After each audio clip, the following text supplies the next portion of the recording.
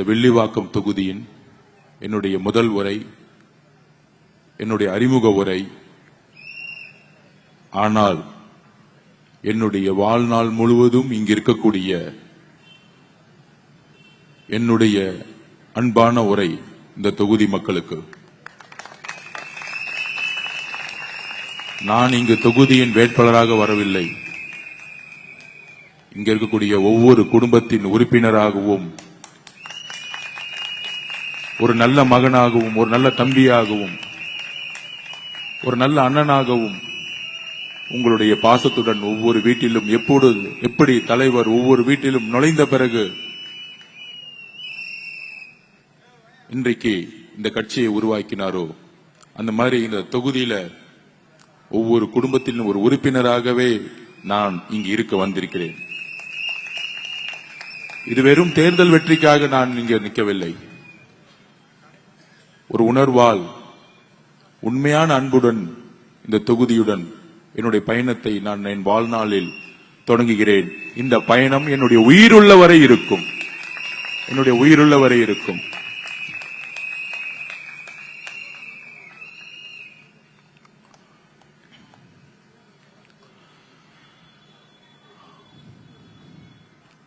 ரொம்ப உணர்ச்சி வசமான நேரம் இது. நாங்க என்ன தப்பு செஞ்சோம்? திரு மு.க. ஸ்டாலின் அவர்களே, ஜனநாயக ரீதியாக எங்களுடைய தலைவர் கட்சி ஆரம்பித்தார். தன்னுடைய வாழ்நாள் முழுவதும் இருக்கக்கூடிய எல்லா நலன்களையும், எல்லா வசதி வாய்ப்புகளையும், தொழிலையும் விட்டுவிட்டு பிரச்சாரத்தை மேற்கொண்டார். 6 டிஸ்ட்ரிக்ட் முடியறதுக்குள்ள கரூர்ல 41 உயிர்கள் எங்களுடைய தலைவருடைய பிரச்சாரத்தை பார்க்க வந்த எங்களுடைய சகோதர சகோதரிகள், குறிப்பாக எங்களுடைய குழந்தைகள் திரு செந்தில் பாலாஜி அவர்களால் உருவாக்கப்பட்ட அழுத்தத்தால் தன்னுடைய தொகுதிக்குள் வரவே கூடாது என்கின்ற மனநிலையுடன் உருவாக்கப்பட்ட அழுத்தம் வேறு ஒரு பிரச்சனையாக உருவெடுத்து அதில் எங்களுடைய சகோதர சகோதரிகள், குழந்தைகள் கொல்லப்பட்டார்கள். எங்கள் கண் முன்னே துடிக்கும் பொழுது எங்களால் அந்த மாவட்டத்துக்குள்ள நுழைய முடியாத அளவுக்கு ஒரு ரவுடி சாம்ராஜ்யத்தை செந்தில் உருவாக்கி இருந்தார். காவல்துறை 144 உத்தரவை செய்தது. திரு மு.க. ஸ்டாலினும் தன்னுடைய குடும்பம் மட்டுமே கரூரில் நுழைய முடியக்கூடிய ஒரு அரசியலை, மனித தன்மையற்ற அரசியலை திரு மு.க. ஸ்டாலின் அவர்கள் அன்றைய இரவு உருவாக்கினார்.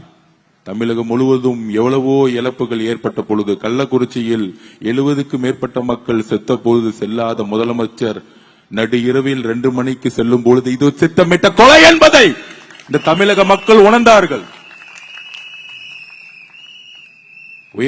உயர்நீதிமன்றத்தில் போலியா ஒரு கேஸ் மகேஷ் பொய்யாமொழியால போடப்பட்டு அந்த கேஸ் எஸ்ஓபிக்கு பதிலாக எஸ்ஐடியை போட்டு திரு மு.க. முதலமைச்சர் ஸ்டாலின் அவருடைய காவல்துறை மூலமாக எங்களுடைய தலைவரையும் என்னையும் பொதுச் செயலாளரையும் கைது செய்ய முற்படும் பொழுது உச்ச நீதிமன்றம் உங்களுடைய முகத்திரையை கிழித்தெறிந்தது.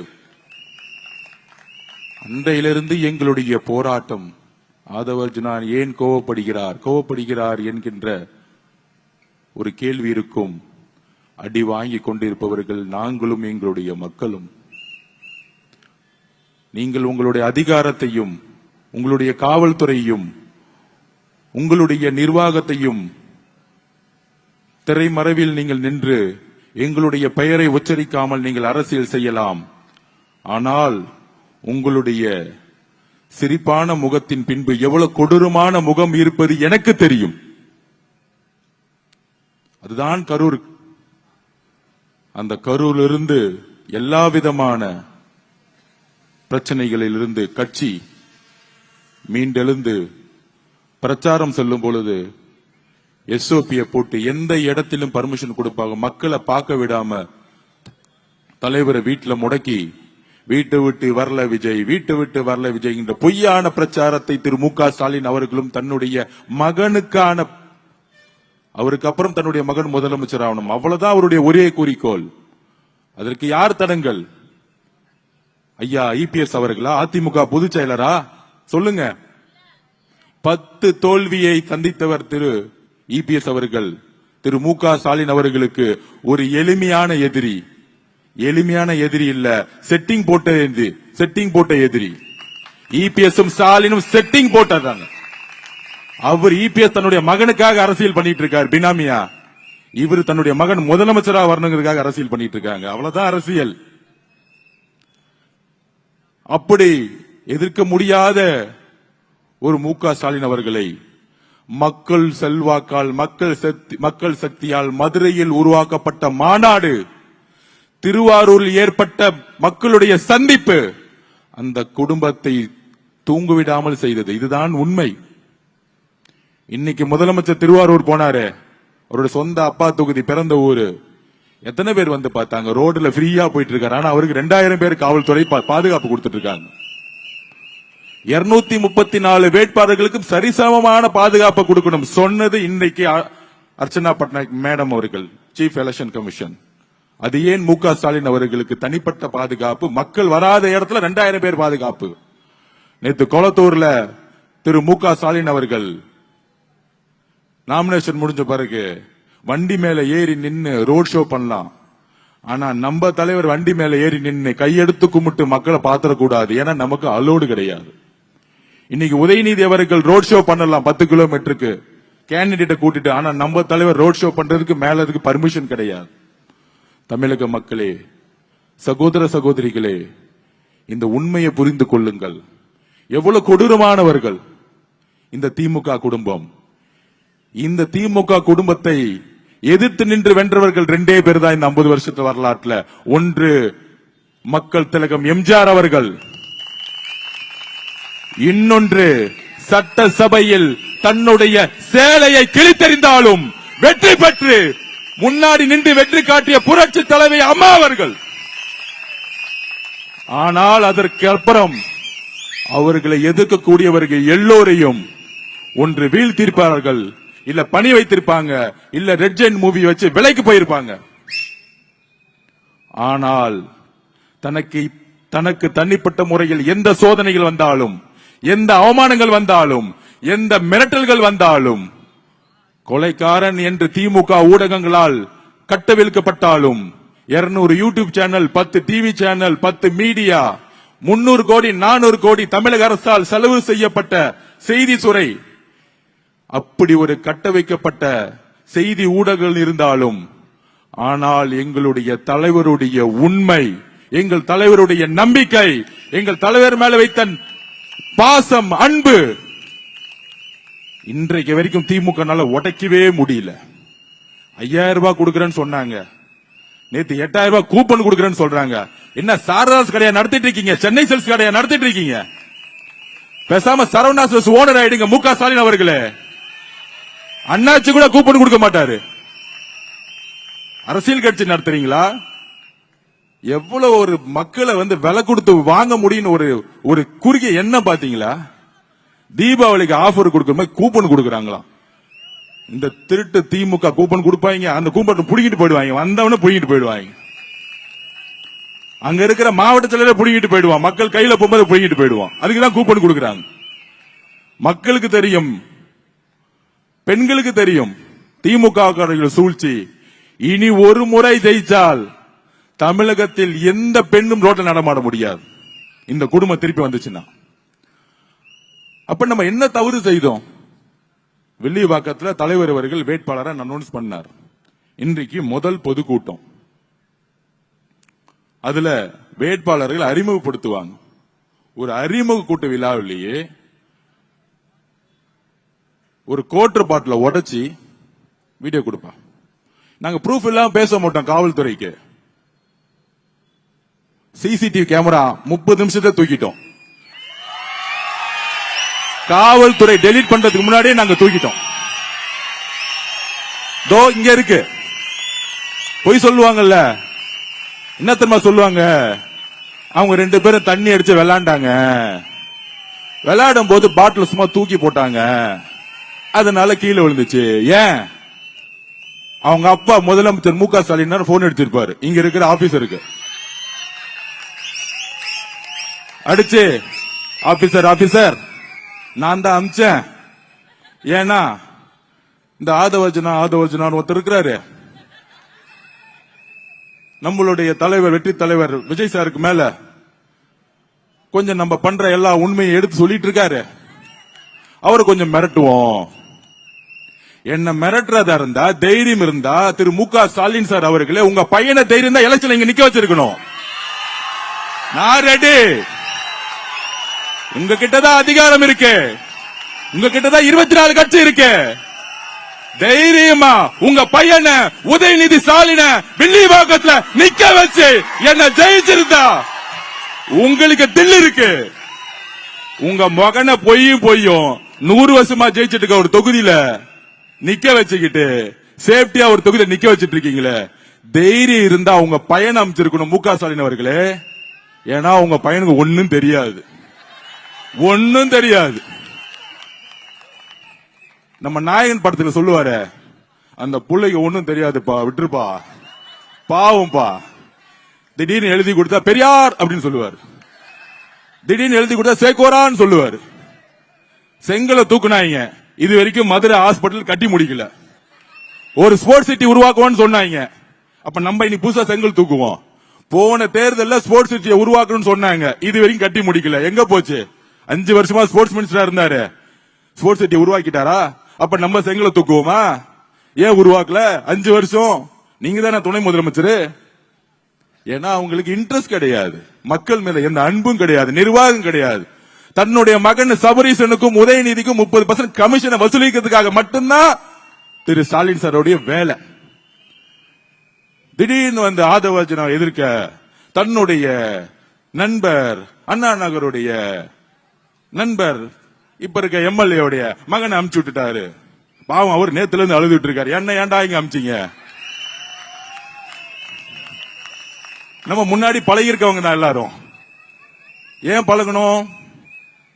2015 இருந்து 2021க்கும் திமுக நான் வேலை செஞ்சிருக்கேன். ஏன் பழகணும்? அன்னைக்கு இருந்த காலகட்டம் என்ன? நம்மளே எல்லாரும் திமுக வந்தா நல்லா இருக்கும் தானே நம்ம நினைச்சோம். 21ல எதிர்கட்சியா இருக்கும்போது எதுக்கெல்லாம் போராடணும்? நானும் திரைமறைவில் எல்லா போராட்டத்துக்கும் முக்கியமான ஒரு ஆளா இருந்தேன், பிரச்சாரத்தை உருவாக்கல முக்கியமான ஆளா இருந்தேன், வேலை செஞ்சிருக்கேன், கூட இருந்திருக்கேன். 21 வரைக்கும் முதலமைச்சர் ஸ்டாலின் உருவாகும்னு நானும் தமிழக மக்கள் நினைச்சாங்க, நானும் வேலை செஞ்சேன். ஆனால் எப்படி எம்ஜிஆர் அவர்கள் கலைஞரை நம்பினாரோ, அண்ணாக்கு அப்புறம் கலைஞர் முதலமைச்சர் வந்தா தமிழ்நாடு மாறிடும், ஏழ்மை போயிடும், சமூக நீதி உருவாக்கப்படுவார் கலைஞர்னு எம்ஜிஆர் நினைச்சாரு. 71ல எம்ஜிஆர் வச்சு ஜெயிச்ச பிறகு 72ல டக்குன்னு கலைஞர் சொன்னாரு, எம்ஜிஆர் துரோகி. எம்ஜிஆர் டக்குன்னு துரோகி ஆயிட்டார். அதிகாரமும் முதலமைச்சரும் பணபலமும் வந்தவருக்கு யாரெல்லாம் உண்மையா இருந்தார்களோ அவர்களெல்லாம் துரோகின்னு சொல்லக்கூடிய திமுகவுடைய சூழ்ச்சி வலையில் நானும் மாட்டினேன் அன்னைக்கு. ஆனா வந்த பிறகு எல்லா துறையிலும் ஊழல் செய்யும் பொழுது ஆதவர்ஜனா விளிம்பு நிலை ஒடுக்கப்பட்ட மக்களுக்கு கூட திருமாவளவனுடன் சேர்ந்தேன். அண்ணன் திருமாவளவனுக்கு தெரியும் நான் ஏன் கட்சியில் சேர்ந்தேன் என்ற உண்மை தெரியும். அவர் என்னைக்கு என்ன விட்டு கொடுக்க மாட்டார், அவனும் என்னைக்கு விட்டு கொடுக்க மாட்டார். இப்ப கூட பாருங்க, அவர் அனௌன்ஸ் பண்ணாரு வேட்பாளர்களை. நான் இதுதான் சொன்னேன், அண்ணன் மாநில அரசியலுக்கு வாங்க, சட்டசபையில எல்லாம் முட்டா பசங்க எல்லாம் உட்கார்ந்துட்டு இருக்காங்க, உங்களை மாதிரி அறிவாளிங்க தயவு செய்து சட்டசபைக்கு வரணும் அப்படின்னு நான் அந்த கட்சியில் இருக்கும்போது சொன்னேன். இப்ப அவர் எம்எல்ஏ எலெக்ஷன்ல நின்னுட்டு பேசுறாரு, 2026க்கு அப்புறம் களம் மாற போகுது, அதனால நான் சட்டசபை எலெக்ஷனுக்கு வரேன். இதை உருவாக்கியது எங்கள் தலைவர் விஜய் அவர்கள். அண்ணன் திருமாவளவன் சட்டசபை தேர்தலுக்கு மாநில அரசியலுக்கு திரும்பியதற்கான காரணம் எங்களுடைய தலைவர் விஜய் அவர்கள். ஏனென்றால் இவங்க சொல்றாங்களே 200 தொகுதி வெல்லுவோம், 220 தொகுதி வெல்லுவோம், கிடையாது. கிரவுண்ட்ல ஒண்ணும் கிடையாது, பல தொகுதியில டெபாசிட்டே கிடையாது. நேத்து தலைவர் கொளத்தூர் போயிட்டு வந்த அடுத்த செகண்ட் நம்ம அண்ணன் வி எஸ் பாபு அண்ணன் ரிசல்ட் வெற்றி ஆயிருச்சு. நாமினேஷன் பண்ணி முதலமைச்சர் கூட 2000 போலீஸ் 2 பவுன்சர், வேற மக்களே கிடையாது. ஆனா வி எஸ் பாபு அண்ணன் வேட்பாளரே தூக்கி போட்டாங்க, அவரே தூக்கி போட்டாங்க. நம்ம தலைவரை பாக்குறதுக்கு எத்தனை ஆயிரம் பேர் வந்தாலும் கணக்கு கிடையாது. அதுதான் பயம். டக்குன்னு நாங்க திரும்பிட்டோம். ஏன்னா இந்த காவல்துறையை அது வரைமுறைப்படுத்தல. அப்ப கொளத்தூர் தகவலையே முதலமைச்சர் ட்ரையல் இருக்கிறார். ஆனா மீடியா பாத்தீங்கன்னா ஒரு 200 ஊடக வாய்களை பாத்தீங்கன்னா மாசம் 1 லட்சம் சம்பளம் வாங்கிட்டு நிறைய பொய்யா பேசிட்டு இருக்கோம். நான் டிவியை பார்த்து 1 வருஷம் ஆச்சு. ஏன்னா அங்க ஒரு பெண்ணுன்னு ஒரு மாப்பிள்ளை கம்பெனி நடத்திட்டு இருக்காங்களே, அது பவுண்டரே நான் தான். சமூக நீதி உருவாக்கணும், நல்லது செய்யணும் அப்படின்னு எல்லாத்தையும் சேர்த்து வச்சு உருவாக்கணும். ஆனா ஜெயிச்ச பிறகு ஊழல் பண்றதுக்கும் திருடுறதுக்கு மட்டுமே அதை மாத்தி தலைவருக்கு எதிராக என்ன பிரச்சாரம் பண்ணுவாங்கன்னு முதற்கொண்டு தெரியும். அதெல்லாம் உடைச்சு தூக்கி எறிஞ்சிட்டோம். இன்னைக்கு அந்த நிறுவனமோ திமுகவோ சொல்லக்கூடிய சூழ்ச்சிகள் எதுவுமே நடக்கிறது இல்ல. ஏன்னா எம்ஜிஆருக்கு அப்புறம் நம்மளுடைய தாய்மார்கள் நம்புறது நம்மளுடைய தலைவரை. பெண்களை ஏமாத்தவே முடியாது, சகோதர சகோதரிகளை ஏமாத்தவே முடியாது. நடுவுல சொன்னாங்க இவர் பிஜேபியோட போயிடுவாரு, என்டியோட போயிடுவாரு. இதோ ஐநாவரம் மசூதியில பிரேயர் பண்ணிட்டு தான் இந்த மீட்டிங்கே வர ஆதவர்ஜுனா. இன்னைக்கு ஒரு மத்திய அமைச்சர் சொல்றாரு எலெக்ஷனுக்கு அப்புறம் அவர் வந்து சேர்ந்துக்குவாரு எங்களோட. என்றைக்கும் மதசார்பற்ற சமூக நீதி கொள்கையில் தமிழக வெற்றி கழகம் பின்வாங்காது. எங்களை நீங்க மிரட்டலாம், பயமுறுத்தலாம், இந்த பாட்டில தூக்கி போட்ட மாதிரி வன்முறையில் அடிச்சு எங்களுக்கு காயத்தை ஏற்படுத்தலாம், எங்களுடைய எலும்புகளை உடைக்கலாம். ஏன் எங்களுடைய உயிரே போனாலும் எங்களுடைய கொள்கையிலையும் எங்களுடைய உறுதியிலையும் எப்பொழுதும் நாங்கள் பின்வாங்க மாட்டோம். அதுதான் தமிழக வெற்றி கழகம். அப்படி சூழ்ச்சி வலையை உருவாக்கிட்டு அப்படி ஒரு கேண்டிடேட் இங்க அமிச்சிட்டு அவர் போட்டதுன்னு அழுதுகிட்டு இருக்காரு. ஆனா அப்பையும் மு.க. ஸ்டாலினுடைய குடும்பத்துக்கு இங்க ஏதாவது பயப்படுத்தணும்.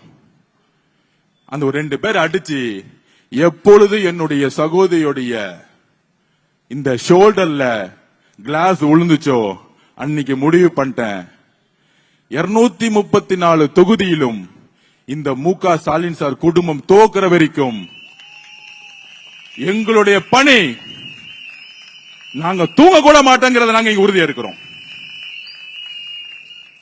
என்ன ஒரு அநியாயம்! நாங்க என்ன தவறு செய்தோம்? காவல்துறை இப்பொழுது அந்த 2 பேரை ரிமாண்ட் செய்ததா இப்பதான் சொன்னாங்க, கைது செய்யப்பட்டுட்டாங்க. ஆனால் எஃப்ஐஆர்ல இது வன்முறைக்காக உருவாக்கப்பட்டதுன்னு எழுதி இருக்கணும். இதுக்கு பின்னாடி யாரு அமிச்சாங்களோ அவங்கள உடனடியா கைது செய்யணும். யாரு மூளை நீங்க உடனடியா விசாரிக்கணும். அப்படி இல்லை என்றால் நாளைக்கே நாங்க உண்ணாவிரத்தில் இறங்குவோம். இந்த பொய்யான எஃப்ஐஆர் போடக்கூடாது. தயவு செய்து பழைய ஆட்சியாளர்களுடைய மு.க. ஸ்டாலின் அவர்களுடைய பேச்சை தயவு செஞ்சு காவல்துறை கேட்காதீங்க. இங்க இருக்கக்கூடிய 500க்கு மேற்பட்ட பெண்களும் சகோதர சகோதரிகள் உட்கார்ந்துட்டு இருக்காங்க. அந்த இடத்துல பாட்டில உடைச்சு தூக்கி எறிறாங்கன்னா யாராச்சும் குடிச்சிட்டு பாட்டில உடைச்சு விளையாடுவாங்களா? இந்த மாதிரி பொய்யான காரணம் காவல்துறை சொல்லக்கூடாதுங்கிறத நாங்க பதிவு பண்றோம். சோ அந்த அளவிற்கு திரு மு.க. ஸ்டாலின் அவர்கள் இந்த தொகுதி மேல ஒரு பயம் வந்துச்சுன்னா தைரியமா தன்னுடைய மகன் உதயநிதி ஸ்டாலின் அனுப்ப தைரியம் இல்ல. யாரோ ஒரு பலியாடு கிடைக்கணும்ல, அப்படி கிடைச்சவர் தான் ஒரு பலி ஆடை போட்டு அனுப்பிச்சிருக்காங்க இங்க பேக் பண்ணி. அந்த பலி ஆடுக்கு மூட்டை காசு இருக்கு, அவ்வளவுதான். வந்து என்ன பண்ணும், ஆளுக்கு 2000 ரூபாய் கொடுத்து ஜெயிக்க முடியுமான்னு பாக்கும். மக்களுக்கு பேர் கூட என்னன்னே தெரியாது. அதனால நம்மளுடைய வெற்றி இங்கு நம்மளுடைய சகோதர சகோதரிகளால் உருவாக்கப்படும். இன்றைக்கு உடைத்த இந்த பாட்டில்கள், இந்த அராஜகங்கள், இந்த வன்முறைகளே சகோதர சகோதரிகள் நாளையிலிருந்து என்ன மாதிரி பிரச்சாரத்தை உருவாக்க போறான்னு பாருங்க.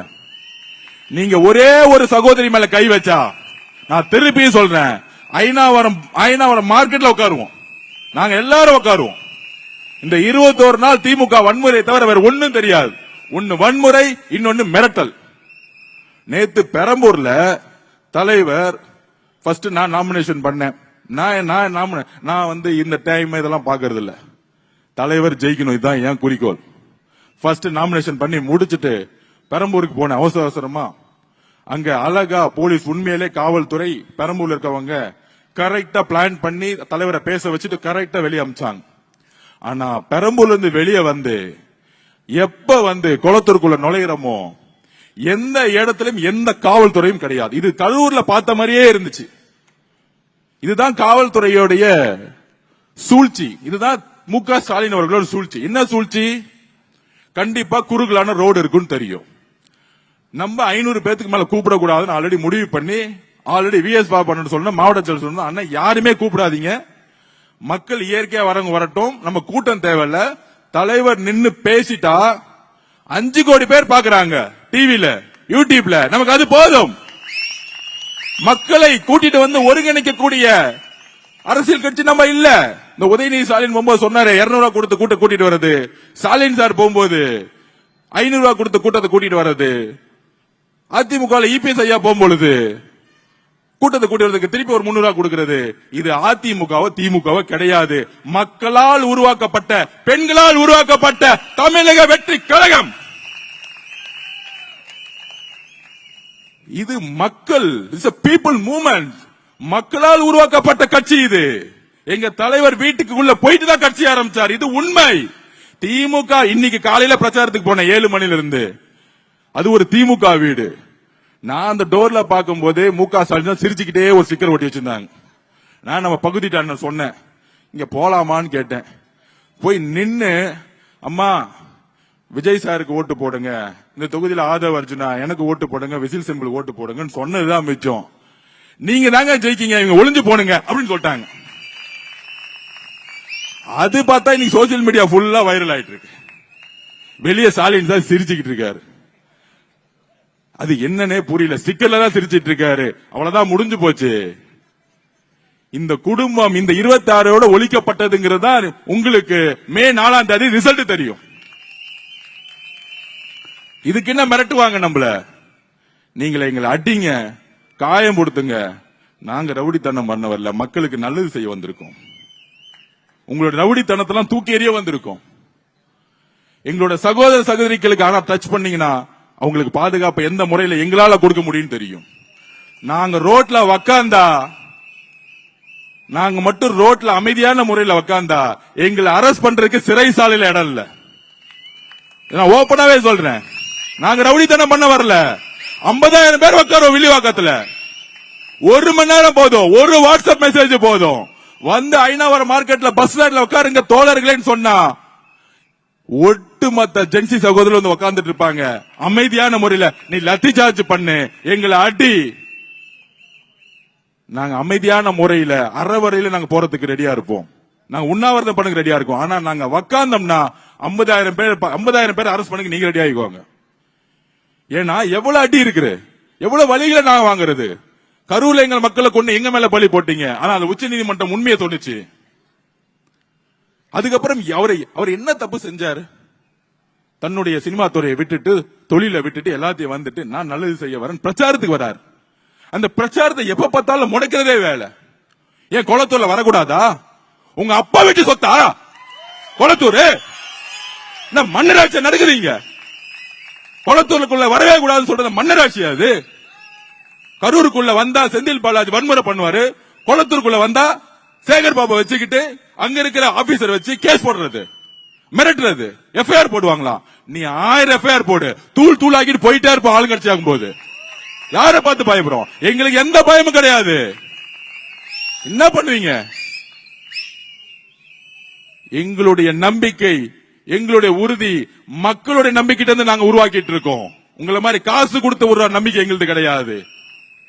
அங்கிருந்து அந்த நம்பிக்கை வரைக்கும் நாங்க தைரியமா மக்கள் முன்னாடி நிற்போம். ஏன்னா நாங்க ஊழல் செய்தது கிடையாது. ஆதவ அர்ஜுனா யார்? நான் இன்றைக்கு பதிவு பண்றேன். 5 வயதில் என்னுடைய குடும்பம் ஒரு காவல்துறை குடும்பம். என்னுடைய தாத்தா ஒரு போலீஸ் ஆபீசர். 2 பெண்கள், ஒன்னு தெலுங்குவதி IPS, தமிழ்நாட்டின் முதல் காவல்துறை அதிகாரி என்னுடைய பெரியம்மா. போலீஸ் குடும்பத்தில் வளர்ந்தவன் நானு. இன்னொரு தங்கை எங்களுடைய அம்மா. படித்து கனவால் ஜெயிக்கணும்னு நினைச்சாங்க. ஆனா என்னுடைய பாட்டி, எங்களுடைய அம்மாவுடைய அம்மா, இல்ல ஒரே காஸ்ட்ல நீ மேரேஜ் பண்ணு, போய் கல்யாணம் பண்ணு அப்படின்னு சொல்லும் போது அவங்களுடைய கனவுகளை தூக்கி எறிந்து கல்யாணம் பண்ணி வச்சாங்க. போன இடத்துல வறுமை, கடன், பொருளாதார சூழ்நிலை, என் கண் முன்னாடியே தற்கொலையில இருந்தாங்க. என் கண் முன்னாடி. 5 வயதில் என்னுடைய தாயோடைய சாவை பார்த்தவன் நான். 5 வயதிலிருந்து பார்த்தவன் நான். அங்கிருந்து உருவாக்கப்பட்ட தனிமை. 13 வயதில் என்னுடைய ஆசிரியர் என்னுடைய நூலகத்தில் உட்கார வச்சார். என்னுடைய கோபங்கள், சமூகத்தில் மேற்பட்ட கோபங்களை மாற்றினார். படிச்சுக்கிட்டே இருப்பேன். அப்பொழுதுதான் அம்பேத்கரை படிச்சேன். ஏன் சாதியை ஒழிக்க வேண்டும்? சாதியினால் என்னுடைய அம்மா தற்கொலை செய்யப்பட்டார். அப்பொழுதுதான் அம்பேத்கரை உள்வாங்கினேன், பெரியாரை உள்வாங்கினேன். எப்பொழுது? என்னுடைய 14 வயதில். 15 வயதில் நான் படித்தது இன்ஜினியரிங் அல்ல, ஸ்போர்ட்ஸ் கோட்டால என்னுடைய சொந்த முயற்சியில் மேடம் ஜெயலலிதா அவர்கள் உருவாக்கப்பட்ட சிஎம் சீஃப் மினிஸ்டர் ஸ்காலர்ஷிப்ல தமிழ்நாட்டில் 3 பேர்ல ஒரு ஆளா சென்னையோட ஸ்போர்ட்ஸ் ஹாஸ்டல்ல எனக்கான கல்வியை நானே உருவாக்கியவன். நான் ஏழைதான், ஆனால் வேலை தெரிந்தவன். பொலிட்டிக்கல் சயின்ஸ் 15 வயசுல படிச்சேன். பல்வேறு துறைகளை வேலை செஞ்சேன். எனக்கு வறுமைதான். எனக்கு திருமணம் நடந்தது, காதல் திருமணம். ஏழை பணக்காரர் என்று பார்த்து வருவது கிடையாது. ஆனால் நான் ஏழையாக இருந்ததால் அந்த திருமணமும் இன்றைக்கு வரைக்கும் விமர்சனம் செய்யப்படுகிறது. ஒரு ஏழை பணக்காரன் ஆகக்கூடாது என்கின்ற சமூகம் சொல்லுகிறது. அரசியலுக்கு வந்து திமுக குடும்பம் மாதிரி கொள்ளை அடிச்சு நான் இந்த இடத்துக்கு வரல. அப்ப கல்யாணம் செய்த பிறகு என்னுடைய பொருளாதாரத்தை நான் உருவாக்க வேண்டும். அப்பொழுது குடும்ப உறுப்பினர்கள் மூலம் ஒரு பேங்கை உருவாக்கின, மைக்ரோ பைனான்ஸ். 7 வருஷம் கடுமையாக உழைத்தேன். 100 ரூபாயிலிருந்து 3000 கோடி கம்பெனியா மாத்தினேன். அதுக்கு என்னுடைய குடும்ப பொருளாதாரத்தில் ரீதியா எனக்கு சப்போர்ட் செஞ்சுச்சு. ஆனால் அரசியல் வரும் பொழுது அந்த நிறுவனத்தை தூக்கி எறிந்து அதில் விற்ற ஒரு முதலீடை வைத்து வெளியே வந்து அரசியல் தான் என்னுடைய வாழ்க்கை என்பதை வெளியெடுத்து வந்தேன். இது பொதுத்தளத்தில் சொல்றேன். இனிமேற்றும் ஆதவர்ஜனாக்கு தொழில் கிடையாது, எந்த தொழில் குறிக்கோளும் கிடையாது. ஏன் நான் அரசியல் வரேன்? 15 வயதில் முடிவு பண்ண. அதனாலதான் பொலிட்டிக்கல் சயின்ஸ் படிச்சேன். உங்களுடைய உதயநிதி பொலிட்டிக்கல் சயின்ஸ் படிச்சாரா? இல்ல மு.க. ஸ்டாலின் சார் பொலிட்டிக்கல் சயின்ஸ் படிச்சாரா? என்னுடைய கனவு, என்னுடைய குறிக்கோள் 14 வயதில் உருவாக்கப்பட்டது. என்னுடைய உறுதியை உழைக்க முடியாது. ஏன் தெரியுமா? எங்க அம்மா சாவும் போது கையை பிடிச்சிட்டு சொன்னாங்க, எங்க அக்கா தைரியமா முடிவு பண்ணுச்சு, தமிழ்நாட்டோடைய ஃபர்ஸ்ட் போலீஸ் ஐபிஎஸ் ஆபீசர் ஆயிட்டாங்க. அந்த டைம்ல வெள்ளூர்ல அவங்க தான் டிஎஸ்பியா இருந்தாங்க. நான் தம்பி, நான் தைரியமா முடிவு பண்ண முடியல. அதனால நான் இன்னைக்கு இறக்குறேன். ஒண்ணு உறுதி கொடு, காலம் முழுவதும் உண்மையாகவும் தைரியமாக வாழு, எதற்காக போராடு, யார பார்த்தும் பயப்படாத. சொன்னது எங்க அம்மா, எங்க அம்மாவோட கடைசி வாக்கியம், கடைசி வாக்குறுதி. ஒவ்வொரு செயலை செய்யும் பொழுது நான் எங்க அம்மாவுடைய கடைசி மரண வாக்குமூலத்தை நினைத்தே வாழ்ந்து கொண்டிருக்கிறேன். என்னுடைய வாழ்க்கை, என்னுடைய மனைவி, என்னுடைய தங்கை, என்னுடைய 8 வயது குழந்தை, அவ்வளவுதான். அதற்கு மேல பெரிய வாழ்க்கை கிடையாது. ஆனால் 15 வயதில் உருவாக்கப்பட்ட வாழ்க்கை என்னுடைய அம்மாவுடைய இறப்பிலிருந்து உருவானது. ஒரு ஏழை தாய் இந்த சமூகத்தில் ஏன் தற்கொலை செய்தார்கள்? அந்த கேள்வி என்னுடைய 6 வயதிலிருந்து உருவாக்கப்பட்டது. அந்த 6 வயதிலிருந்து உருவான நான் இன்று உங்கள் முன்னால் ஒரு அரசியல்வாதியாக உறுதியாக நிற்கிறேனா? இந்த சமூகத்தில் மாற்றத்தை உருவாக்க வேண்டும். என்னுடைய தாய் மாதிரி ஒருத்தரும் தற்கொலை பண்ணிக்க கூடாது. இங்க இருக்கக்கூடிய அதிகாரங்கள் மக்களுக்காக உருவாக்கப்பட வேண்டும். இங்க கூட அரசியல் மக்களுக்காக உருவாக்கப்பட வேண்டும். இங்க கூட அரசியல் ஏழைகளுக்காக உருவாக்கப்பட வேண்டும். நான் ஒரு ஏழையாக இருந்தேன். ஆனால் நான் உருவாக்கிய பணம் இது வரைக்கும் என் மேல எந்த கேஸும் கிடையாது, இன்றைக்கு வரைக்கும். சகோதர தலைவர்களே, என்னை உங்க குடும்பத்தில் ஒரு உறுப்பினராக சேர்த்துக் கொள்ளுங்கள். ஆதவர்ஜனா சாதிக்கு அப்பாற்பட்டவன், ஆதவர்ஜனா மதத்திற்கு அப்பாற்பட்டவன். ஒரு ஏழை விவசாய தாயுடைய தற்கொலையிலிருந்து பிறந்து வளர்ந்தவன். எனக்கு என்ன வசதி வாய்ப்புகள் கிடைத்தாலும் 2 துறைதான், ஒன்று அரசியல் பயணிவது, இன்னொன்று விளையாட்டுத்துறை. எனக்கு சாப்பாட்டு கொடுத்தது விளையாட்டுத்துறை. சென்னைக்கு வரும்பொழுது எனக்கு வீடு கிடையாது, சென்னைக்கு வரும்போது 3 வேளை சாப்பாடு கிடையாது. இந்த தமிழக அரசு என்னை தத்தெடுத்தது, அதனால்தான் அரசியல் நுழைந்தேன். விளையாட்டுத்துறை மூலமா தான் எனக்கு ஷூ கிடைச்சிச்சு. 300 ரூபாய் கொடுத்த ஷூ வாங்க முடியாததான் ஆதவர்ஜனா. அதனால்தான் எந்த சங்கங்களில் ஊழல்கள் இருந்ததோ, ஒரு சாதாரண விவசாயத்தில் குடும்பத்தில் பிறந்து தமிழக கூடைப்பந்து சங்கத்தில் நான் போட்டியிட்டு பிரசிடென்ட் ஆன.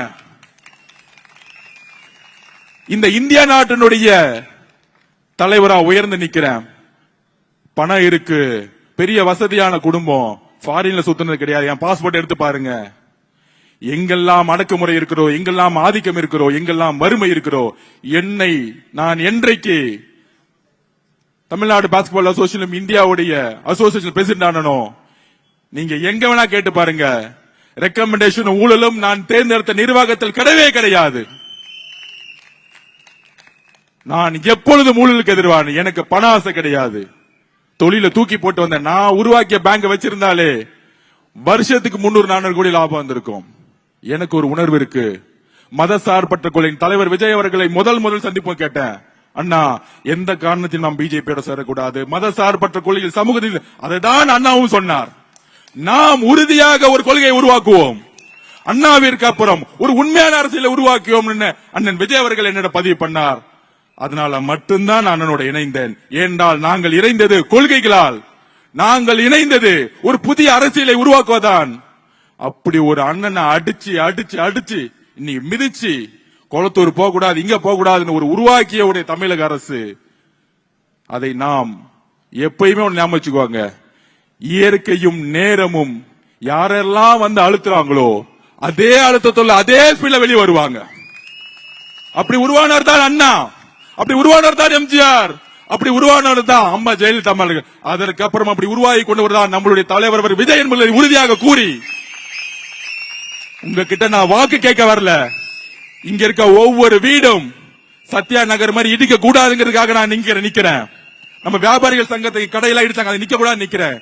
உங்களுடைய ஒவ்வொரு வீட்டிலையும் நான் ஒரு அண்ணனாகவும் தம்பியாகவும் மகனாகவும் இருப்பேன் என்பதை உறுதி கூறி, உங்களுடன் வாழ்க்கை முழுதும் பயணிக்க விரும்புகிறேன் என்று பதிவு செய்து உங்களுடன் பயணிக்க விரும்புகிறேன். நன்றி, வணக்கம்.